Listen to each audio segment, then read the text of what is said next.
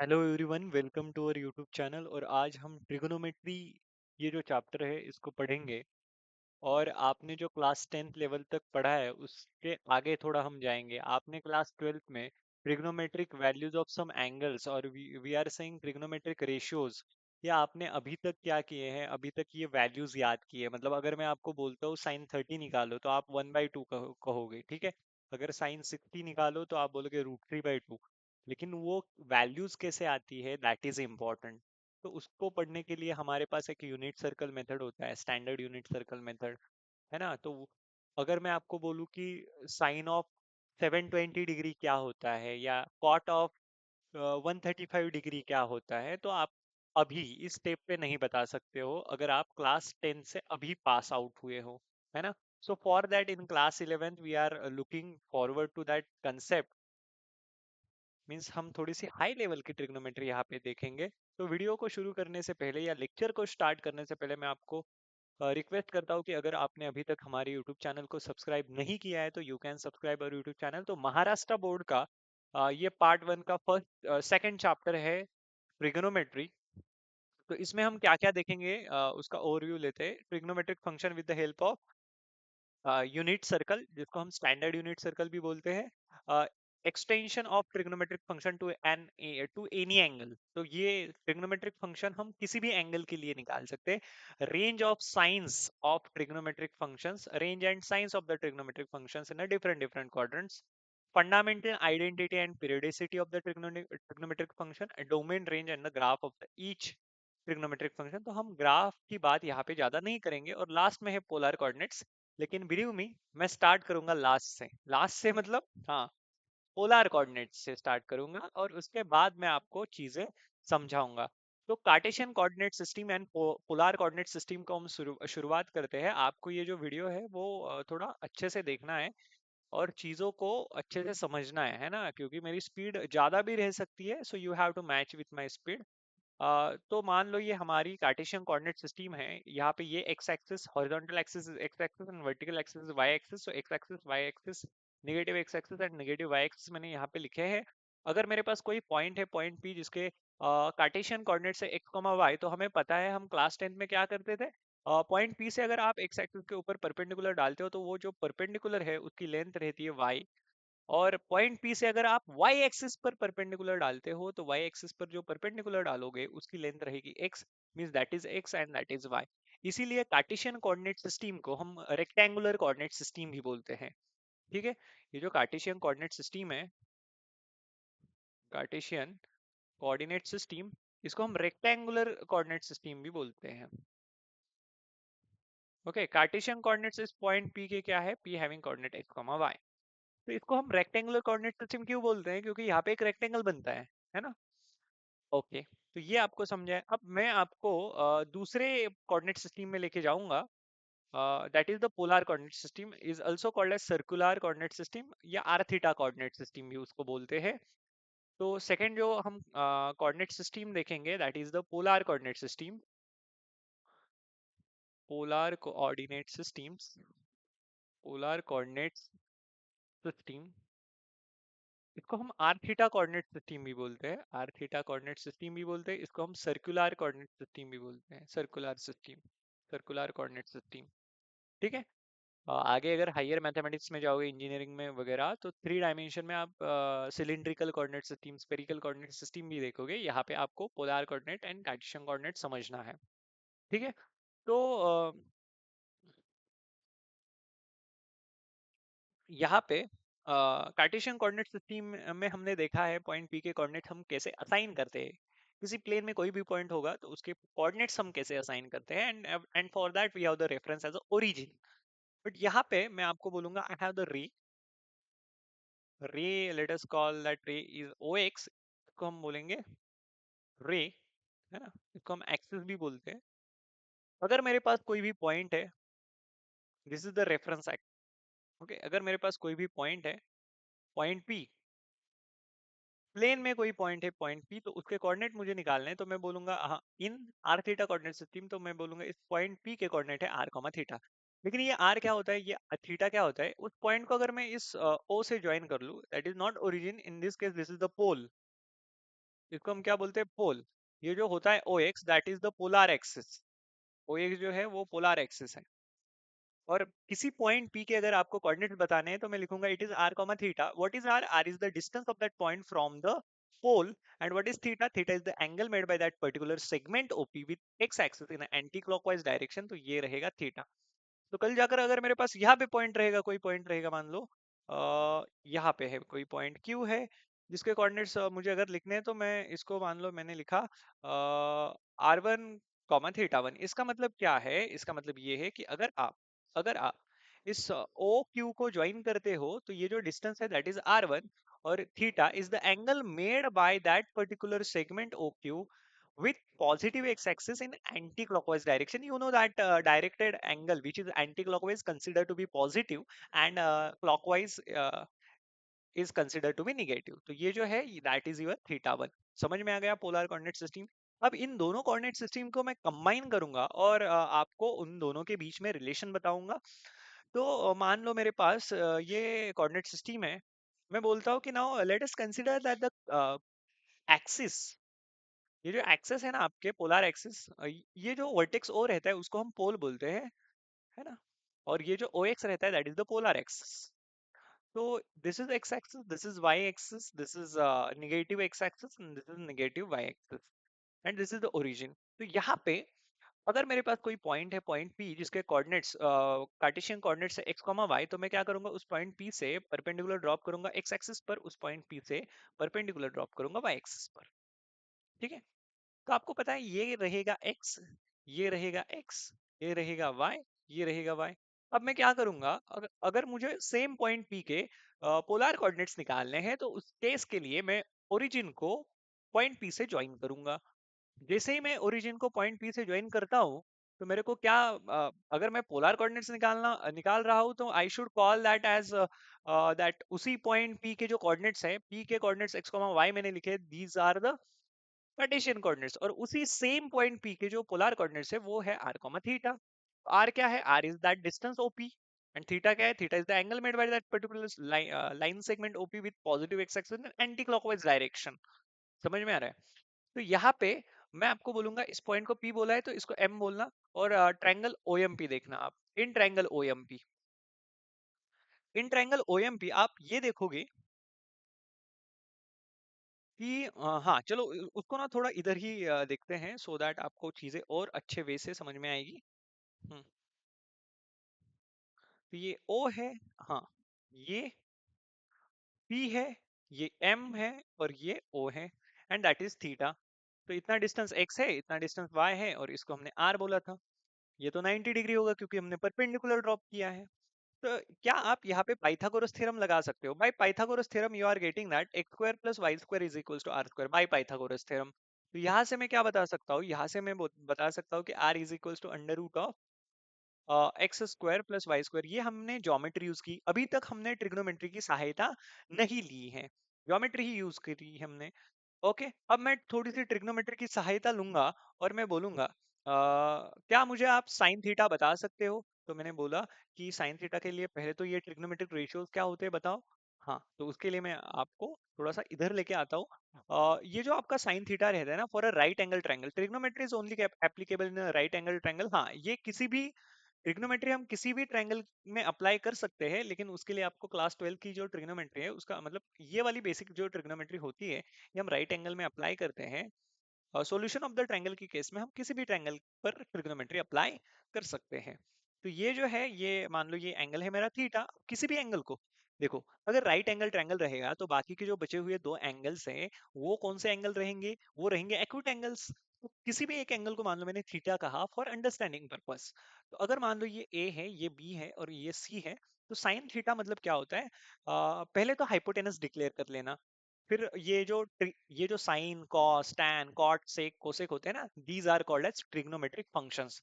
इनको हम क्या बोलते हैं? ट्रिग्नोमेट्रिक फंक्शंस या ट्रिग्नोमेट्रिक रेशियोज। तो ये जो साइन थीटा होता है वो होता है opposite side divided by hypotenuse. ठीक है? लेकिन पहले ना आप हाइपोटेनस डिक्लेयर कर लेना। तो ये जो साइड अपोजिट टू 90 डिग्री वाला, साइड अपोजिट टू 90 डिग्री, मतलब जो साइड 90 डिग्री के अपोजिट वाली है, इसी को हम क्या बोलते हैं? हाइपोटेनस बोलते हैं। हाइपोटेनस।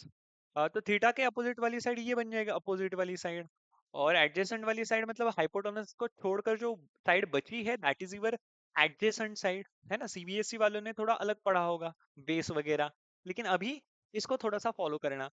साइन थीटा क्या बन जाएगा उस केस में, साइन थीटा बन जाएगा opposite side upon hypotenuse, that is AC upon A B. Sine theta क्या होता है, अपोजिट साइड अपॉन हाइपोटेनस। वैसे तो मुझे पहले ऐसे लिखना चाहिए था, साइन थीटा क्या होता है, opposite side divided by hypotenuse. ठीक है। cos थीटा क्या रहता है, cos theta is the trigonometric ratios. Ratios क्यों बोलते हैं, क्योंकि they are the ratios of the angles, they are obtained by taking the ratios of the sides not angles. ठीक है। तो cos थीटा क्या होता है, एडजेसेंट साइड अपॉन हाइपोटेनस, मतलब बीसी अपॉन ए बी होता है।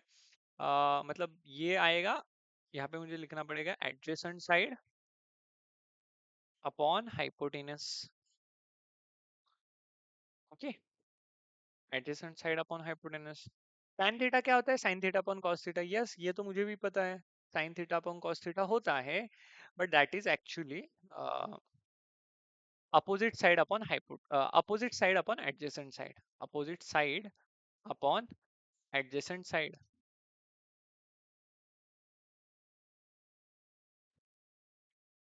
ठीक है। And in this case that will be opposite side is AC and adjacent side will be BC। ये आपको पता है। अब इसके आगे जो है मैं आपको चीजें बताता हूँ, जो साइन कॉस टैन आते हैं ना, sine theta, cos theta, tan theta आपने अभी भी देखा। उसके बाद हमारे पास जो होते हैं और भी तीन trigonometric ratios, that is cot theta, sec theta and cosec theta.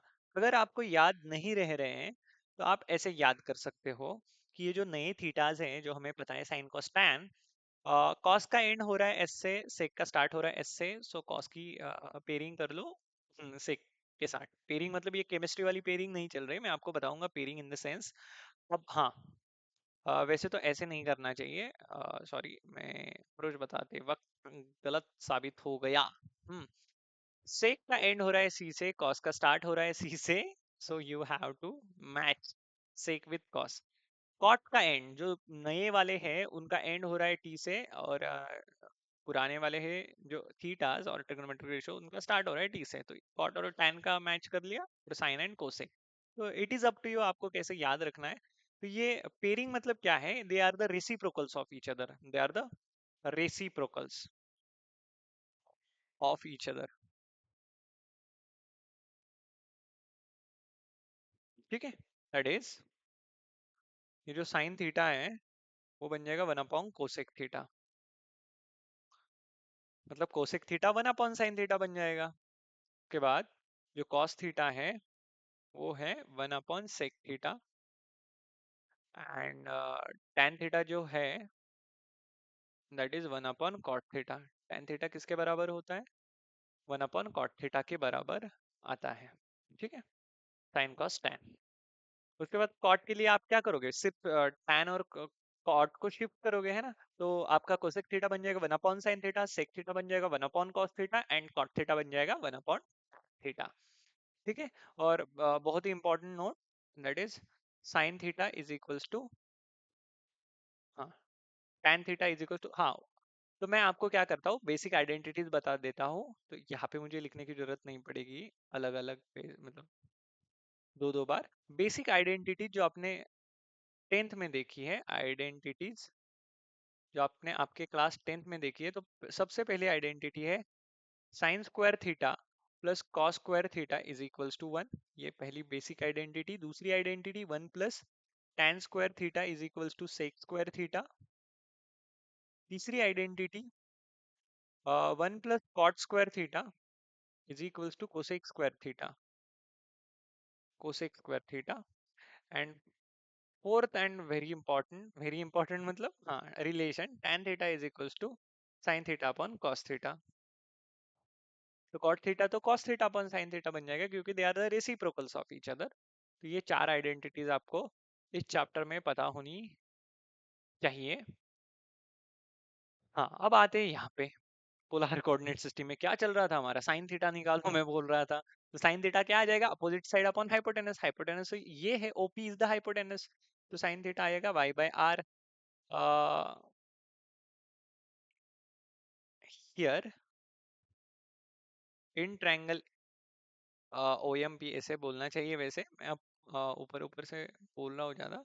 Angle M is the right angle, so sine theta is equal to y by r. Cos theta बताओ, कॉस थीटा क्या आ जाएगा, adjacent side upon hypotenuse, that is x by r. और tan theta क्या आ जाएगा, tan theta आ जाएगा Y by x. तो क्या इस tan थीटा अगर y बाई एक्स के बराबर है, तो मैं यहाँ पे थोड़ा सा लिखता हूँ कि आपका tan थीटा आ गया y बाई एक्स के बराबर। ठीक है, थोड़ा सा बाइफरकेटेड ही रखते हैं इसको, क्योंकि इसके जरिए हमें एक बहुत ही इंपॉर्टेंट प्रॉपर्टी समझ में आने वाली है। तो अगर मैंने इसको ये कहा है sine theta is equal to y by r, अगर हमें मिला है cos theta is equal to x by r अगर है, तो क्या हम ऐसे लिख सकते हैं कि x is equals to r cos theta and y is equals to r sine theta. देखो r सिर्फ उधर जाकर मल्टीप्लाई हो रहा है यहाँ पे, और यहाँ पे जाकर मल्टीप्लाई हो रहा है। ठीक है, तो ये हमें यहाँ से मिला। मैं आपको एक और चीज बताता हूँ, अगर आपके पास कोई trigonometric ratio of any angle theta होगा and that is equal to some value होगा, इस थीटा को फ्री करना है तो मुझे बोलना पड़ेगा trigonometric ratio inverse of that value. मतलब क्या, मतलब ये y बाय एक्स एक वैल्यू है, तो इस थीटा को फ्री करना है तो मुझे लिखना पड़ेगा tan inverse of that value, that is y by x. समझ में आ रहा है आपको? तो ये मैंने क्यों लिखा, because we have to write the Cartesian coordinates in term of polar coordinates and polar coordinates in term of Cartesian coordinates. तो यहाँ पे देखना आप, मैं लिखूंगा कार्टेशियन कोऑर्डिनेट्स, या यहाँ पे लिखूंगा polar coordinates in term of relation है ना, तो पोलर कोऑर्डिनेट्स, पोलर कोऑर्डिनेट्स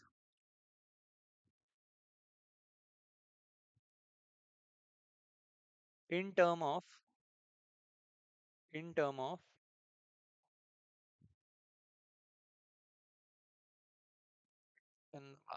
हाँ in term of Cartesian coordinates, polar coordinates in term of Cartesian coordinates, and यहाँ पे Cartesian coordinates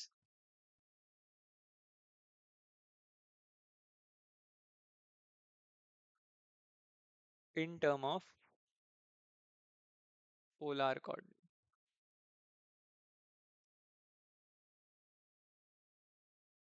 ओके, तो हमने यहाँ पे देखा कि r is equal to under root of x square plus y square. अभी यहाँ पे प्लस माइनस क्यों नहीं बोला, क्योंकि r is the radius and radius can not be negative, and theta is equal to tan inverse of y by x। तो मैं यहाँ पे लिखूंगा ये जो आपके पोलर कोऑर्डिनेट्स होते हैं p having coordinate r comma theta, that is equals to p having coordinate r क्या आ जाएगा, under root of x square plus y square, और थीटा क्या आ गया, tan inverse of y by x। तो ये बन गए polar coordinates in term of Cartesian coordinates. ठीक है, polar coordinates in term of Cartesian coordinates. अब Cartesian coordinates in term of polar coordinates कैसे आ जाएंगे, ये जो आपके p having coordinate x, y है, अभी अभी हमने देखा कि x is equals to r cos theta होता है, y is equals to r sin theta होता है मतलब आता है। तो p having coordinate x, y आ जाएगा r cos theta, r sin theta। r is the radius and theta is the angle made by that particular segment OP with respect to positive x-axis in anti-clockwise direction। तो ये बहुत ही important result है। तो आपको यहाँ पे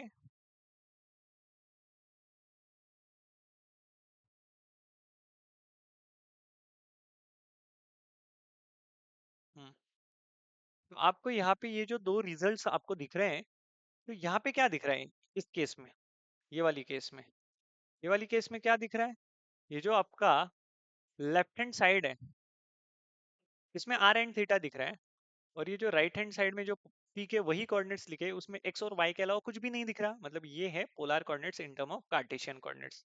right hand side में कार्टेशियन कोऑर्डिनेट्स है, polar coordinates left hand side में है। इसका मतलब क्या है, अगर आपको कार्टेशियन कोऑर्डिनेट्स पता है किसी पॉइंट के, तो आप उसके पोलर कोऑर्डिनेट्स निकाल सकते हो। और यहाँ पे सेकंड केस में आपको क्या दिख रहा है, यहाँ पे सेकंड में आपको दिख रहा है लेफ्ट हैंड साइड में आपके पास कोई पॉइंट है P having coordinate x, y, उसके वो कार्टेशियन कोऑर्डिनेट्स है, तो उनका इन टर्म ऑफ पोलर कोऑर्डिनेट्स हमने लिखा है r cos theta, r sin theta. मतलब राइट हैंड साइड में मुझे बस r थीटा ही दिखाई दे रहा है, तो r थीटा अगर आपको पता होगा तो आप x y निकाल सकते हो, x y आपको पता है तो r थीटा निकाल सकते हो। That is the notion of Cartesian coordinate system and the polar coordinate system. अब थोड़ा आगे बढ़ते हैं, अब थोड़ा आगे बढ़ते हैं। हाँ, मैं आपको ये cos square theta plus sin square theta is equal to 1 क्यों होता है ये प्रूव भी करके दिखा सकता हूँ इसी केस में, है ना। तो मुझे एक बात बताओ, यहाँ पे पाइथागोरस थ्योरम से क्या आता है, x square plus y square is equal to r square आता है, सही है। तो अगर मैं दोनों साइड आर स्क्वायर से डिवाइड करूँ तो ये बन जाएगा x square plus y square, divide both side by r square equal to r square divided by r square divided by r square. तो इसको अगर डिनोमिनेटर सेपरेटली दूं एलएचएस का, तो ये बन जाएगा x by r the whole square plus y by r the whole square is equal to 1। लेकिन x बाय आर हम किसको कहेंगे, देखो x बाय आर तो हमारा cos थीटा है, y बाय आर क्या है, y बाय आर तो हमारा sin थीटा है। तो यहाँ पे लिखूंगा cos थीटा या cos स्क्वायर थीटा प्लस यहाँ पे बन जाएगा sin square theta is equals to 1। अगर ये आप कर पाए तो इससे 1 plus tan square theta is equal to sec square theta कैसे होता है ये भी प्रूव कर सकते हो। इसी रिलेशन में क्या करो आप, divide both sides by cos square theta है। ये क्या रटना है क्या, नहीं, मुझे tan अगर बनाना है तो इस ये जो sin स्क्वायर थीटा मुझे दिख रहा है उसको अगर cos स्क्वायर थीटा से डिवाइड करेंगे तो tan स्क्वायर थीटा आ जाएगा। लेकिन थोड़ी ना इस sin स्क्वायर थीटा को अकेले ही डिवाइड कर सकते हैं, उसके लिए दोनों साइड डिवाइड करना पड़ेगा। तो ये बनेगा cos square theta plus sin square theta is equals to 1।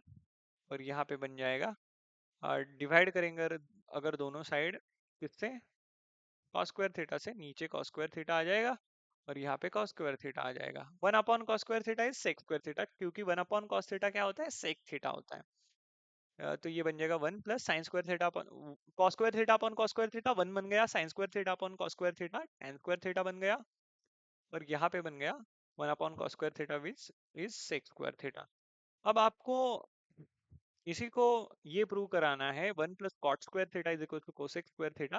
तो उसके लिए थोड़ा सा सोचना पड़ेगा, कॉट कैसे ऑब्टेन किया जाएगा, जब मैं इसी एक्सप्रेशन को cos square theta plus sin square theta is equal to 1 को अगर मैं किससे डिवाइड करूं, इसको अगर मैं sin स्क्वायर थीटा से डिवाइड करूं तो अल्टीमेटली cot स्क्वायर थीटा मिल जाएगा, क्योंकि cot थीटा होता है cos theta upon sin theta. अगर मैं इसको cos square theta plus sin square theta दोनों साइड किससे डिवाइड करूं, दोनों साइड अगर मैं इसको साइन स्क्वायर थीटा से डिवाइड कर लूं तो ये बन जाएगा, एक्चुअली ये जो आपको दिख रहा है ना 1 upon sine square theta, actually this is 1 upon sine theta the whole square. हाँ, 1 upon sine theta the whole square, ठीक है। मतलब सर अगर 2 अपॉन साइन स्क्वायर थीटा होगा तो ये 2 upon sine theta the whole square होगा क्या, नहीं, अरे भाई 1 का स्क्वायर लिखो या 1 लिखो दैट इज सेम, है ना। ऐसे भी बच्चे रहते कि जिनको ऐसा कंफ्यूजन रहता है, ठीक है। और एक बात आपको बताता हूँ, sine square theta is equals to sine theta the whole square, it is not equals to sine of theta square. Theta is the angle, very first we are finding the value sin theta and then after we are squaring of that value, we are not squaring the angle, okay। तो ये आपको पता चल गया, तो ये cos square theta अपन sin square theta ये तो बन जाएगा cot स्क्वायर थीटा, ठीक है। ये बन जाएगा 1 और ये बन जाएगा कोसेक स्क्वायर थीटा। इसी से हमें क्या मिला, 1 plus cot square theta is equals to cosec square theta, cosec square theta, समझ में आ गया। और sine theta is equals to cos tan theta is equal to sine theta upon cos theta क्यों रहता है, मतलब कैसे आता है, इसी टेबल इसी ट्रायंगल में आप देख लेना, ये आया है tan थीटा आया है y by r, sorry y by x, opposite side upon adjacent side. अगर मैं न्यूमरेटर एंड डिनोमिनेटर को, अगर मैं न्यूमरेटर एंड डिनोमिनेटर को r से डिवाइड कर लूं तो मेरा न्यूमरेटर बन गया साइन थीटा, डिनोमिनेटर बन गया कॉस थीटा। तो ये भी प्रूव हो गया। समझ में आ रहा है? That's it. अब मैं आपको स्टैंडर्ड यूनिट सर्कल क्या होता है वो बताता हूँ। स्टैंडर्ड यूनिट सर्कल,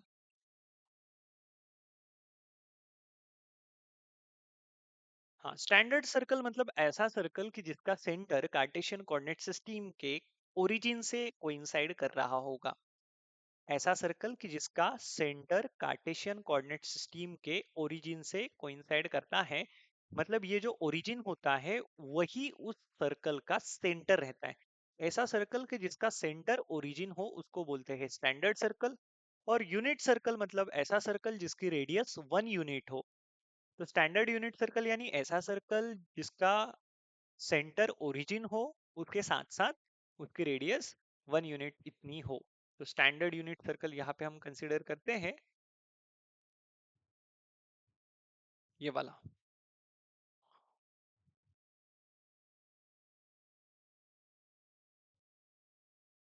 हम्म, तो थोड़ा खींचा जाए। हाँ, तो ये जो है ये हमारा स्टैंडर्ड यूनिट सर्कल है। इसकी जो रेडियस है, पहले तो इसका सेंटर कार्टेशियन कोऑर्डिनेट सिस्टम के ओरिजिन से कोइंसाइड कर रहा है, और इसकी जो रेडियस है r, that is equals to 1 unit. ठीक है, कि रेडियस जो है ऐसे नहीं लिखना चाहिए, रेडियस को ऐसे डायरेक्टली 1 भी दिखाओ तो भी ठीक है। और p be the any point, p having coordinate x comma y be the any point on that circle। तो ये सर्कल का इक्वेशन आएगा x square plus y square is equal to r square, वो आपको पता चलेगा। हाँ, अगर मेरे पास स्टैंडर्ड यूनिट सर्कल है, इस p पॉइंट को यहाँ ना दिखाकर थोड़ा सा ऊपर दिखा पाता, सो दैट आपको, या इसी सर्कल को थोड़ा बड़ा करते हैं।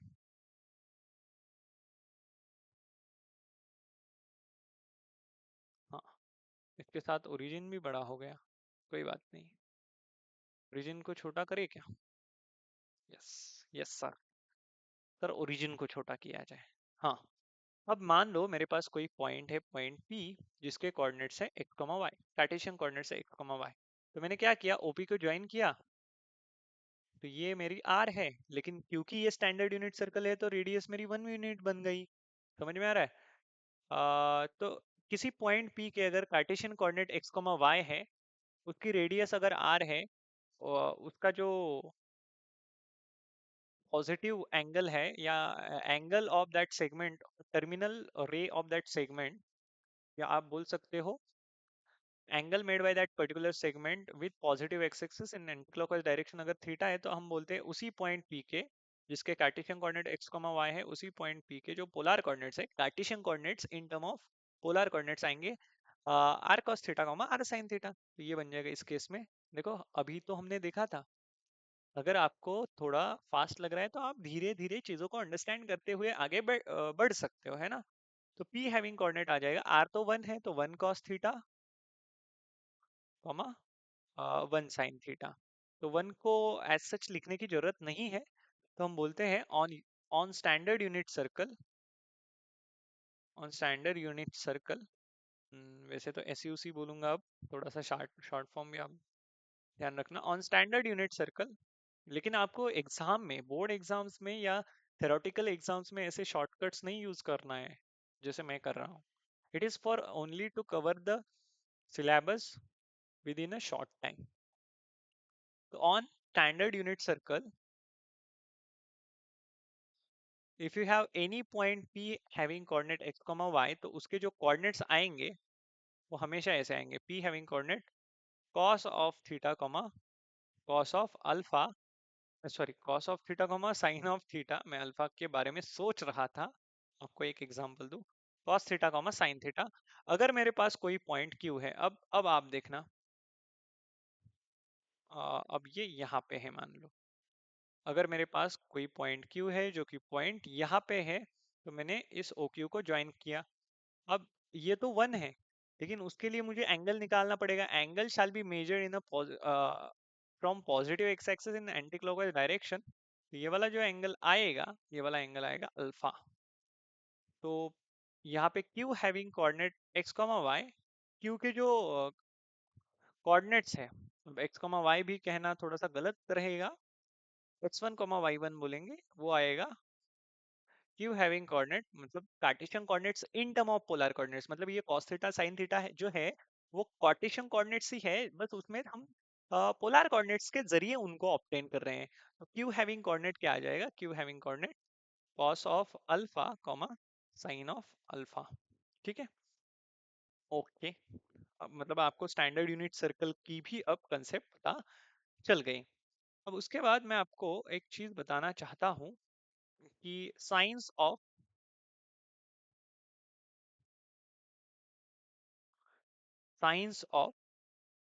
टी आर और टी एफ इन डिफरेंट क्वाड्रेंट्स, इन डिफरेंट क्वाड्रेंट्स। तो डिफरेंट डिफरेंट क्वाड्रेंट्स में ट्रिग्नोमेट्रिक रेशियोज की या ट्रिग्नोमेट्रिक फंक्शंस की साइन क्या रहती है। तो उसके लिए मैं आपको बोलूंगा कि ये जो टी आर और टी एफ है इन डिफरेंट क्वाड्रेंट्स, तो ये जो टी आर है, जब मैं कभी भी टी आर बोलूंगा तो आप समझ लेना ट्रिग्नोमेट्रिक रेशियोज। क्या बोला है मैंने, ट्रिग्नोमेट्रिक रेशियोज मतलब sine cos tan cot sec cosec. Okay, trigonometric ratios. TF यानी ट्रिग्नोमेट्रिक फंक्शंस। क्या बोलूंगा मैं, ट्रिग्नोमेट्रिक फंक्शंस। मतलब ये sine cos tan cot sec cosec है, उनको हम ट्रिग्नोमेट्रिक फंक्शंस भी बोलते हैं। तो ये sign of trigonometric functions in different quadrants. तो यहाँ पे हमें पता है कि एक प्लेन जो होता है वो चार क्वाड्रेंट में हम डिवाइड करते हैं उसको। Horizontal axis is x axis, case में हम दो एक्सेस, दो मेजर एक्सेस हमारे रहते हैं, x axis and y axis. हाँ, तो इनके जरिए positive x axis, positive y axis, negative x axis और negative y axis, and origin is the vertex और we can say point of intersection of those two axis. तो इनके जरिए हमें चार क्वाड्रेंट्स मिलेंगे। और ये जो चार क्वाड्रेंट्स है, this is quadrant number 1, this is quadrant number 2, this is quadrant number 3, this is quadrant number 4। तो ये जो चार क्वाड्रेंट्स हमें मिले हैं, इन चार क्वाड्रेंट्स में हमें हमारे पास different different values of the trigonometric functions मिलेंगे। मतलब हम जो एंगल है, आपको पता है एंगल हमारा डिफरेंट डिफरेंट क्वाड्रेंट्स में भी जा सकता है, क्योंकि हमने डायरेक्टेड एंगल की कंसेप्ट, कोटर्मिनल एंगल कंसेप्ट अच्छे से देखी है। Okay, let me drink some water.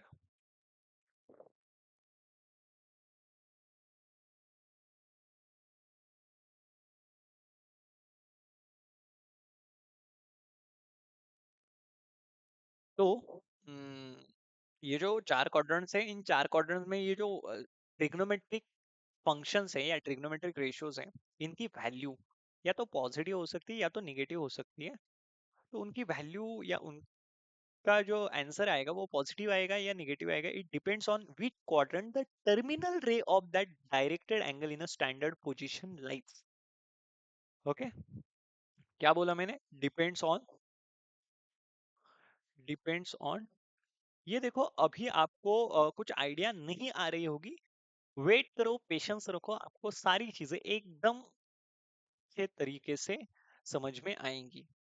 तो डिपेंड्स ऑन टर्मिनल रे, वैसे तो ऐसे बोलना चाहिए था, डिपेंड्स ऑन द क्वाड्रेंट,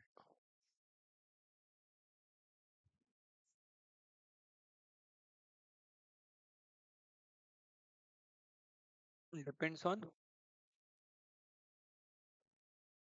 और हम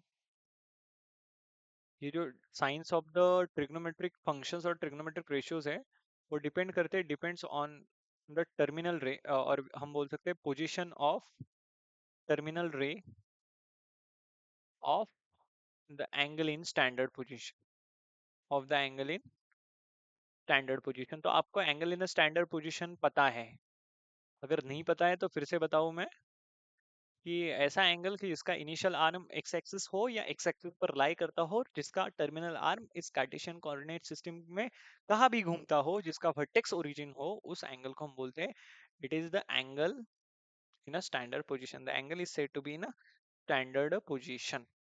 तो मान लो मेरे पास कोई एंगल है, ये वाला एंगल। तो अब ये एंगल किस क्वाड्रेंट में लाई कर रहा है? मान लो यहाँ पे पॉइंट P है, ये एंगल किस क्वाड्रेंट में लाई कर रहा है? तो ये थीटा है फर्स्ट क्वाड्रेंट में। तो इस एंगल के लिए ये थीटा है। सेकंड क्वाड्रेंट में अगर कोई एंगल है, मान लो ये अल्फा है ना। थर्ड क्वाड्रेंट में कोई एंगल है, मान लो ये बीटा है, ठीक है, बीटा है। और फोर्थ क्वाड्रेंट में कोई एंगल है जो कि गामा है, ऐसे, ठीक है। तो ये जो एंगल्स रहते हैं, depending upon the position of terminal arm of the angle in a standard position, इनकी साइन हम डिटरमाइन करते हैं, किनकी? ट्रिग्नोमेट्रिक फंक्शंस की या ट्रिग्नोमेट्रिक रेशियोज की। तो मैं बोलूंगा एक ट्रिक मैं आपको बताता हूँ। All student take coffee, all student all students take coffee. ये अगर आपने सेंटेंस कॉफी ना, WF all student take coffee, तो इसका मतलब मैं आपको ये चीज रटने को नहीं बोल रहा हूँ, मैं I will give you the reason of everything, but मैं आपको बोल रहा हूँ कि अगर आपके पास कोई एंगल है जो कि फर्स्ट क्वाड्रेंट में है, जो कि फर्स्ट क्वाड्रेंट में लाई कर रहा है, तो उसके लिए मतलब फर्स्ट क्वाड्रेंट में सारे के सारे trigonometric ratios are positive. Second quadrant में student, student means sine, sine positive. Sine अगर पॉजिटिव होगा तो कोसेक तो उसका रेसिप्रोकल ही रहता है, तो वो भी पॉजिटिव रहेगा। अगर टू पॉजिटिव है तो उसका रेसिप्रोकल 1/2 भी पॉजिटिव रहेगा ना। तो वैसे साइन पॉजिटिव है तो उसका रेसिप्रोकल कोसेक भी पॉजिटिव रहेगा in second quadrant. In third quadrant tan is positive, टेक टेक का t यानी tan पॉजिटिव। tan अगर पॉजिटिव होगा तो उसका रेसिप्रोकल cot को पॉजिटिव होना ही पड़ेगा। फोर्थ क्वाड्रेंट में सी स्टैंड फॉर कॉस, कॉस अगर पॉजिटिव रहेगा तो उसका रेसिप्रोकल सेक भी पॉजिटिव रहेगा। तो बाकी के जो बचे हुए हैं वो सारे निगेटिव रहेंगे। मतलब सेकंड क्वाड्रेंट में साइन और कोसेक को छोड़कर बाकी जो ट्रिग्नोमेट्रिक फंक्शंस आएंगे वो सारे के सारे निगेटिव रहेंगे for particular angle which is whose terminal rays is lying in second quadrant. कोई एंगल है इन स्टैंडर्ड पोजीशन जिसका टर्मिनल रे या टर्मिनल आर्म थर्ड क्वाड्रेंट में लाई करता है, तो उस पर्टिकुलर एंगल के जो सारे ट्रिग्नोमेट्रिक रेशियोज है, मतलब tan और cot पॉजिटिव रहेंगे, बाकी अलावा जो बचे हुए सारे ट्रिग्नोमेट्रिक रेशियोज हैं वो सारे के सारे निगेटिव होंगे। अगर कोई एंगल है आपके पास जो कि फोर्थ क्वाड्रेंट में लाई करता है, तो फोर्थ क्वाड्रेंट में अगर कोई एंगल लाई करता है तो उस एंगल के जो कॉस एंड सेक रहेंगे, ये ट्रिग्नोमेट्रिक रेशियोज पॉजिटिव रहेंगे। लेकिन फोर्थ क्वाड्रेंट में बाकी के बचे हुए जो कॉस और सेक के अलावा जो बचे हुए सारे ट्रिग्नोमेट्रिक रेशियोज है वो सारे के सारे निगेटिव होंगे। अब ऐसा क्यों होता है? तो उसके लिए सर रीजन, अगर मेरे पास कोई भी point P having coordinate x y है, तो आप हमेशा बोलते हो या आपने पढ़ा भी होगा कि फर्स्ट क्वाड्रेंट में x कोऑर्डिनेट पॉजिटिव होता है, y कोऑर्डिनेट नेगेटिव होता है मतलब हम हमेशा x को देखेंगे y को देखेंगे। यहाँ पे देखो ये जो x है और ये जो y है, तो प्लस प्लस आ गया। अब सेकंड क्वाड्रेंट में पहले x को देखना है, तो यहाँ पे x तो निगेटिव है, y तो पॉजिटिव है। तो सेकंड क्वाड्रेंट में अगर कोई पॉइंट है तो उस पॉइंट के x और y कोऑर्डिनेट लिखते वक्त मैं x कोऑर्डिनेट निगेटिव लिखूंगा, y कोऑर्डिनेट पॉजिटिव लिखूंगा। थर्ड क्वाड्रेंट में अगर कोई एंगल है, सॉरी कोई पॉइंट है, तो थर्ड क्वाड्रेंट के लिए पहले तो हम x देखेंगे तो x तो निगेटिव है। अब y को देखेंगे तो y भी निगेटिव है, तो माइनस माइनस अगर कोई पॉइंट थर्ड क्वाड्रेंट में है तो उसके x कोऑर्डिनेट और y कोऑर्डिनेट को निगेटिव साइन होगी। अगर कोई पॉइंट आपका फोर्थ क्वाड्रेंट में लाई कर रहा है तो उसका जो पहले तो x देखते हैं, x कोऑर्डिनेट पॉजिटिव होगा, उस पॉइंट का y कोऑर्डिनेट नेगेटिव होगा। और अगर कोई एक्सिस या कोई पॉइंट पॉजिटिव एक्स एक्सिस पर लाई कर रहा है, पॉजिटिव एक्स एक्सिस पर लाई कर रहा है, तो उसका y कोऑर्डिनेट 0, x कोऑर्डिनेट कुछ ना कुछ पॉजिटिव रहा होगा। अगर कोई पॉइंट y एक्सिस पे लाई करता है, मान लो मैंने इसको कहा P, या इसको A कहूँ। अगर कोई पॉइंट y एक्सिस पर लाई करता है तो उसका x कोऑर्डिनेट 0 रहता है। पॉजिटिव y एक्सिस की बात करो, y कोऑर्डिनेट कुछ ना कुछ रहा होगा,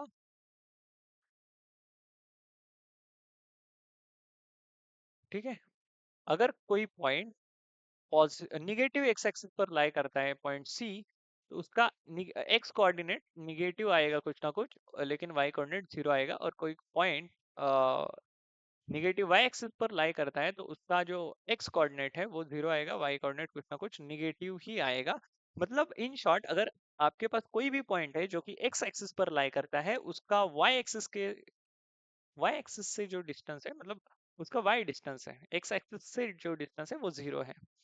तो if you have any point which is on the X axis, तो उसका जो y कोऑर्डिनेट है, then the y coordinate of that point is zero. अगर आपके पास कोई भी पॉइंट है जो पॉइंट y एक्सिस के ऊपर लाई कर रहा है, तो उसका x कोऑर्डिनेट जीरो रहा होगा या रहता है।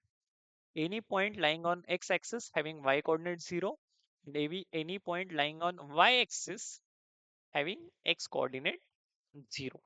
ठीक है, तो ये मैंने बता दिया साइंस। अब ये साइंस ऐसे ही क्यों रहते हैं, मतलब फर्स्ट क्वाड्रेंट में ऑल ट्रिग्नोमेट्रिक रेशियोज का साइन पॉजिटिव, सेकंड क्वाड्रेंट में sine and cosec positive, third quadrant में tan and cot positive, fourth quadrant में कॉस एंड सेक पॉजिटिव, ऐसा ही क्यों सर? मैं आपको बताता हूँ, फिर से मैं आपको याद दिलाता हूँ कि हमने देखा था p having coordinate x, y can be written as p having coordinate r cos theta, r sin theta. Okay, this is called as the Cartesian coordinates in term of polar coordinates. ये जो हम लिख रहे हैं, these are the Cartesian coordinates of point P in term of polar coordinates. तो इससे मैंने लिखा x is equals to r cos theta and y is equals to r sin theta. तो ये जो r होता है वो आपको पता है, it is a distance, it cannot be negative ना। r is always positive here, r is always positive, r हमेशा पॉजिटिव आएगा। समझ में आ रहा है? क्योंकि आर इज, देखो ना, जहां से हमने स्टार्ट किया था, हमने बोला था r is the distance of that point P from the pole, तो ये हमेशा पॉजिटिव रहेगा। मींस एवरीथिंग, जो खेल है वो पूरा एक्स और वाई एक्सिस के मतलब एक्स और वाई कोऑर्डिनेट पे या एक्स और वाई पर डिपेंड करता है। तो मैं यहाँ से ये चीज बोल सकता हूँ कि आपका जो साइन थीटा है वो वाई बाय आर आएगा, और जो कॉस थीटा है वो एक्स बाय आर आएगा। क्या आएगा? Cos theta is equals to x by R के बराबर आएगा। ठीक है, तो मुझे बताओ, फर्स्ट क्वाड्रेंट में आपका एक्स कोऑर्डिनेट भी पॉजिटिव, वाई कोऑर्डिनेट भी पॉजिटिव। अगर एक्स कोऑर्डिनेट पॉजिटिव तो यहाँ देखो साइन पॉजिटिव, कॉस पॉजिटिव। यहाँ पे मैं, मुझे तो टैन भी लिखना चाहिए, क्योंकि आपको टैन के जरिए भी चीजें समझ सकती मतलब समझनी ही चाहिए। टैन थीटा जो होता है वो sign theta upon cos theta होता है, इस केस में ये वाई बाई एक्स के बराबर है। तो अब मैं इसको ब्रैकेट लगा देता हूँ, या इसको स्क्वायर के अंदर बंद कर देता हूँ। अब देखना, अब देखना स्क्रीन के ऊपर, नजरें एकदम स्क्रीन के ऊपर होनी चाहिए आपकी। तो साइन थीटा जो है आपका वो वाई बाय आर है, cos theta X by R है, और tan theta Y by X है। मैं आपको एक्सप्लेनेशन दूंगा। फर्स्ट क्वाड्रेंट में एक्स और वाई दोनों भी पॉजिटिव रहेंगे, X coordinate and Y coordinate दोनों भी पॉजिटिव रहेंगे।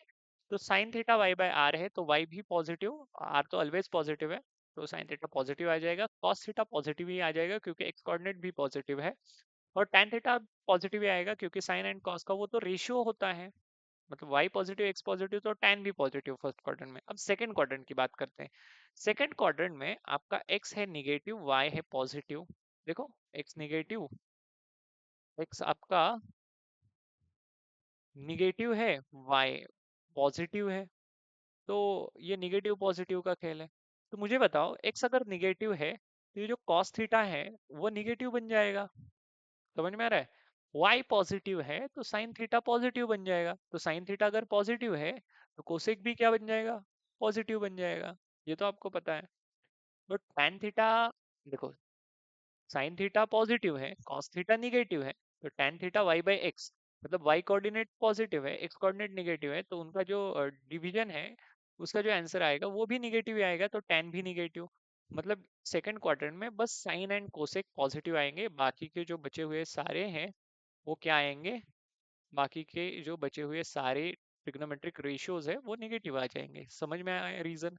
अगर नहीं समझ में आया तो अब थर्ड क्वाड्रेंट के लिए अच्छे से देखना। आपका फोकस क्यों हट जाता है? फोकस आपका होना चाहिए। तो ये थर्ड क्वाड्रेंट में अगर कोई भी पॉइंट है तो उसका एक्स कोऑर्डिनेट भी निगेटिव होता है, वाई कोऑर्डिनेट भी निगेटिव होता है। मतलब एक्स कोऑर्डिनेट निगेटिव है, मतलब ये वाला एक्स निगेटिव आएगा तो cos थीटा निगेटिव आएगा। वाई कोऑर्डिनेट निगेटिव है तो ये वाई निगेटिव हम यहाँ पे रखेंगे, और ये जो एक्स है वाई यहाँ पे रखेंगे तो साइन थीटा भी हमारा निगेटिव आ जाएगा, क्योंकि थर्ड क्वाड्रेंट में हम बात कर रहे हैं। तो थर्ड क्वाड्रेंट में एक्स और वाई कोऑर्डिनेट निगेटिव, तो sine theta negative, cos theta negative. अब tan थीटा क्या है, Y by X. Y negative है, एक्स निगेटिव है, तो tan थीटा उन दोनों का जो रेशियो आएगा वो पॉजिटिव आएगा। तो थर्ड क्वाड्रेंट में tan थीटा पॉजिटिव आ रहा है। tan अगर पॉजिटिव है तो cot को पॉजिटिव आना ही होगा, मतलब रेसिप्रोकल है तो पॉजिटिव आएगा ही आएगा। समझ में आ रहा है आपको? अब फोर्थ क्वाड्रेंट की बात करते हैं। फोर्थ क्वाड्रेंट में देखो X coordinate and Y coordinate, X coordinate and Y coordinate. तो एक्स कोऑर्डिनेट कैसा है फोर्थ क्वाड्रेंट में? फोर्थ क्वाड्रेंट में हमारा जो एक्स कोऑर्डिनेट है वो पॉजिटिव है, वाई कोऑर्डिनेट जो है वो निगेटिव है। तो एक्स कोऑर्डिनेट अगर पॉजिटिव है मतलब ये एक किसके रिलेटेड है, cos theta is x by R. X coordinate अगर पॉजिटिव है तो cos थीटा पॉजिटिव आ जाएगा। वाई कोऑर्डिनेट अगर निगेटिव है तो साइन थीटा निगेटिव आ जाएगा। तो cos थीटा अगर पॉजिटिव है तो sec थीटा को तो पॉजिटिव होना ही है। Sine theta positive, cos theta positive, sign theta negative, तो tan थीटा मतलब क्या है, y coordinate negative upon x coordinate positive, negative upon positive will be negative, तो tan भी निगेटिव आ जाएगा। मतलब यहाँ पे फोर्थ क्वाड्रेंट में बस cos एंड sec पॉजिटिव आएगा। दीज आर द रीजंस कि why ये जो रहता है ये निगेटिव ही क्यों रहेगा, मतलब ये ऑल पॉजिटिव वगैरह क्यों रहते हैं। all positive, then sin and cosec positive, then cot and tan and cot positive, then cos and sec positive. So these are the reasons behind that. अब मैं आपको स्टैंडर्ड यूनिट सर्कल के बाद जो नेक्स्ट कंसेप्ट है measurement और finding finding TR और TF, इस कंसेप्ट की तरफ लेके जाऊंगा। फाइंडिंग टीआर और TF of any specific angle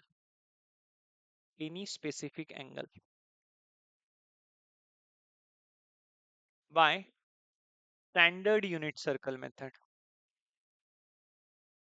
standard unit circle method ये बताऊंगा, मतलब इसके स्टेप्स बताऊंगा। और नेक्स्ट वीडियो में मैं उसके जो क्वेश्चंस है वो भी करवाऊंगा। Standard unit circle, finding TR and TF of any specific angle by standard unit circle. तो उससे पहले मैं आपको ये पूछना चाहता हूँ कि क्या आपको 30 60 90 डिग्री प्रॉपर्टी पता है, और क्या आपको 45 45 90 डिग्री प्रॉपर्टी पता है? तो ये पता ही होनी चाहिए।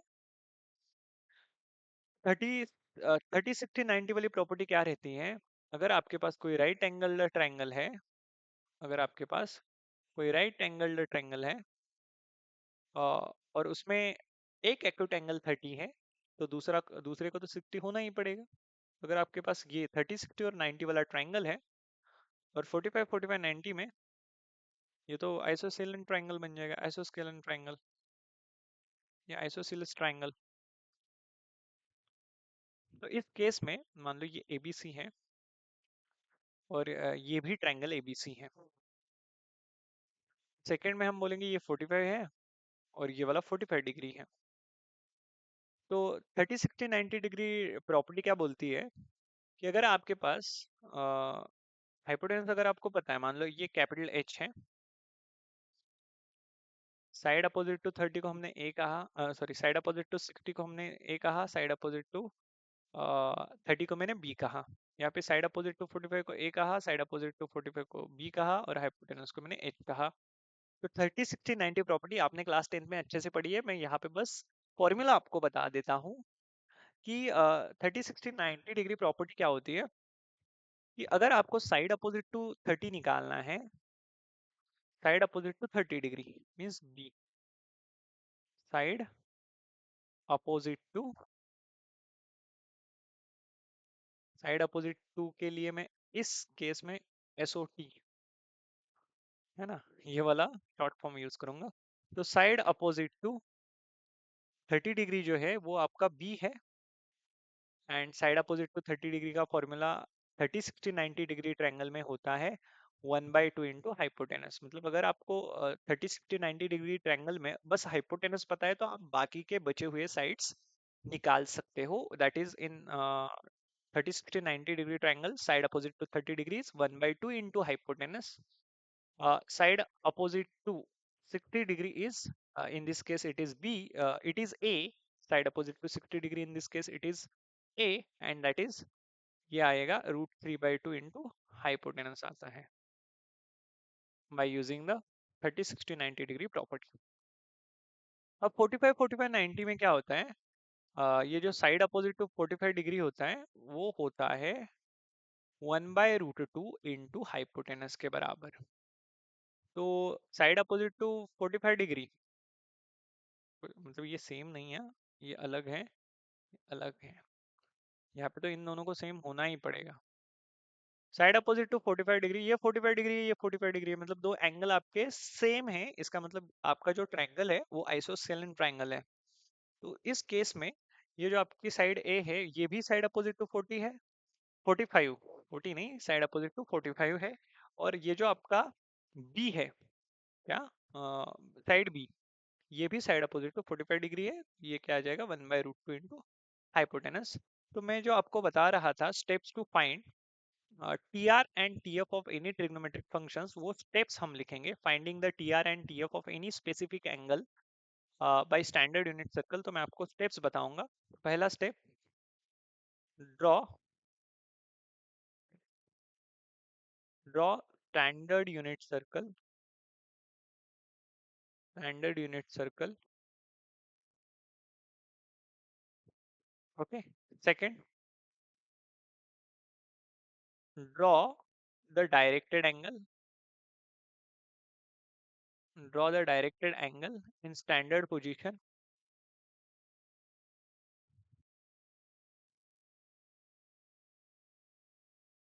in standard position whose PR और TF are to be find।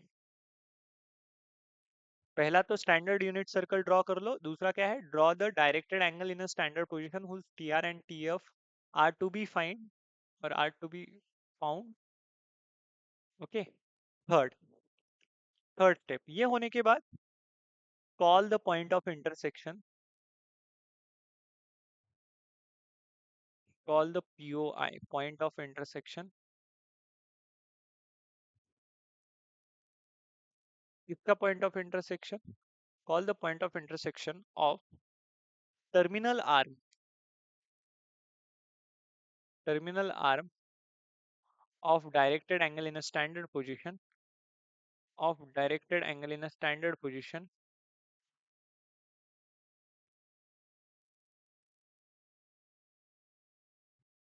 ऐसे कोई ऐसा स्पेसिफिक स्टेप्स नहीं है, मैं मेरे वे से बता रहा हूँ, ये सारा मेरे वे से चल रहा है और दैट इज करेक्ट। मतलब मैंने जो पढ़ा है, ऐसा नहीं कि मेरे को पहले से ही पता था, मैंने जो पढ़ा है डिफरेंट डिफरेंट वे से, तो मुझे जो सिंपल लग रहा है मैं आपके सामने यहाँ पे बता रहा हूँ ना। मेरे सामने कोई बुक है, मैं डायरेक्टली यहाँ पे आपको बता रहा हूँ, ठीक है। Call the point of intersection, लेकिन ऐसे ऐसे कोई ऐसा स्टेप्स नहीं होते हैं। Call the point of intersection of terminal arm, नहीं तो आप लिखोगे first step draw the unit circle, second step, ऐसा नहीं। ये बस स्टेप क्यों, क्योंकि आप भूल ना जाओ। तो थर्ड कौन सी है, draw the point of intersection of terminal arm of the directed angle in standard position, भी लिखा मैंने, and unit circle, and standard unit circle. ये जो पॉइंट ऑफ इंटरसेक्शन है किसका, terminal arm of the directed रे का, terminal arm of the directed angle का, एंड स्टैंडर्ड यूनिट सर्कल का, टू बी पी। इसको क्या बोलना, पी बोलना। Fourth step, write down, write down, और राइट डाउन से अच्छा है find, find the Cartesian coordinates of point P, Cartesian coordinates of point P in term of in term of polar coordinates. Cartesian coordinates in term of polar coordinates पता है ना आपको?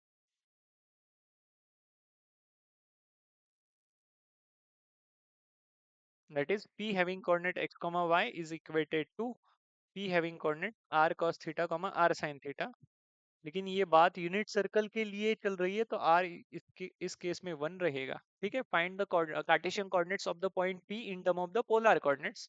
ये fourth step. अब fifth step क्या है? Find the Cartesian coordinates Cartesian coordinates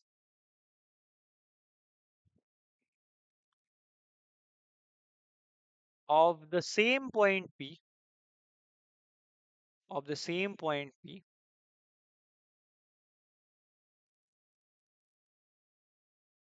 find the Cartesian coordinates of the same point P by geometry and sixth step मतलब 30 60 90 degree की प्रॉपर्टी यूज करके या 45 45 90 डिग्री की प्रॉपर्टी यूज करके निकालना। And sixth step is equate the coordinates equate the coordinates और equate the Cartesian coordinates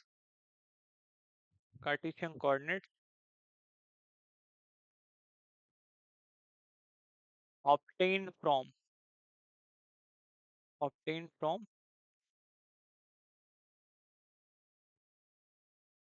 step 1 and step 2।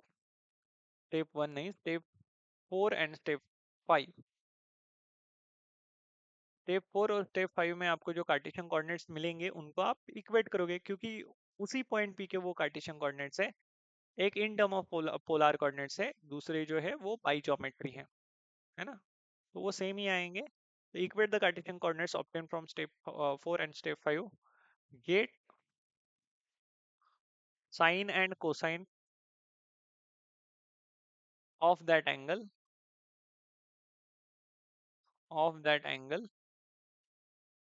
And then find all remaining PR और TO। Okay, तो these are the steps we should follow. मतलब मैं तो follow करता हूँ किसके लिए? किसी भी एंगल के टीआर निकालने के लिए, किसी भी स्पेसिफिक एंगल के, है ना। स्टैंडर्ड एंगल होना चाहिए, नहीं तो आप बोलोगे 27 डिग्री या 26 डिग्री का निकालो, है ना, वो तो नहीं निकाल सकते यूनिट सर्कल मेथड से। उसके लिए क्या है? उसके लिए ट्रिग्नोमेट्री 2 है। तो यहाँ पे क्या बोला? Draw the standard unit circle. तो ट्रिग्नोमेट्री 2 से या सिर्फ फॉर्मूले से सब कुछ होगा ऐसा नहीं है, we should go for approximation as well. तो पहली स्टेप होती है कि अगर आपको किसी भी एंगल के ट्रिग्नोमेट्रिक रेशियोज निकालने हैं तो मेरी तरफ ध्यान दीजिएगा। आप क्या करो, एक स्टैंडर्ड यूनिट सर्कल ड्रॉ कर लो कार्टेशियन कोऑर्डिनेट सिस्टम में। दूसरी स्टेप, जिस एंगल के टीआर निकालने हैं या टीएफ निकालने हैं उस एंगल को आप प्लॉट कर लो या ड्रॉ कर लो in that Cartesian coordinate system. तो ऐसा करने से आपका जो टर्मिनल रे है उस डायरेक्टेड एंगल का वो स्टैंडर्ड यूनिट सर्कल के साथ इंटरसेक्ट हो जाएगा टर्मिनल रे। तो वो जो पॉइंट ऑफ इंटरसेक्शन होगा उसको हम पी बोलेंगे। उसके बाद हम क्या करेंगे? उसके बाद उस पॉइंट पी के cartesian coordinates in term of polar coordinates निकालेंगे, है ना। आपको पता है R cos theta comma R sine theta. उसी पॉइंट पे उसके बाद उसी पॉइंट पी के हम क्या निकालेंगे? कार्टेशियन कोऑर्डिनेट्स निकालेंगे। कैसे? बाई ज्योमेट्री, 30 60 90 डिग्री की प्रॉपर्टी यूज कर कर या 45 45 90 डिग्री की प्रॉपर्टी यूज कर कर। उसके बाद हम क्या करेंगे? उसके बाद हम आ, आ, इन दोनों कोऑर्डिनेट्स को इक्वेट करेंगे और इक्वेट करने के बाद हमें sine and cosine of that angle मिलेगा। उसके बाद हम बाकी के बचे हुए ट्रिग्नोमेट्रिक रेशियो इजीली निकाल सकते हैं। अगर साइन एंड कोसाइन मिलता है किसी भी पॉइंट का, सॉरी किसी भी एंगल का, तो हम उसके सारे बचे हुए कार्टेशियन कोऑर्डिनेट्स निकाल sorry trigonometric ratios and trigonometric functions निकाल सकते हैं। तो इसका मतलब क्या है? अगर आपको ये तो साइन एंड कॉस बोला उन्होंने, अगर आप एक भी एंगल मुझे बताते हो, एक भी टीआर या टीएफ मुझे बताते हो मतलब साइन कॉस टैन कॉट सिक कोसिक, उनमें से अगर मुझे किसी एंगल के लिए एक भी टी आर पता रहता है और एंगल किस क्वाड्रेंट में लाई करता है, या terminal arm of that angle किस क्वाड्रेंट में लाई करता है वो पता रहता है, तो मैं उस एंगल के सारे ट्रिग्नोमेट्रिक रेशियोज निकाल सकता हूँ. We have the identities and from that we can go. मतलब अगर आपको साइन एंड कोसाइन पता है तो tan आप निकाल पाओगे. tan theta is equal to sine theta upon cos theta. tan निकाला, साइन को कोसाइन पता है तो कोसेक सेक पता है, tan निकाला तो कॉट भी निकाल सकते हैं. समझ में आ गया?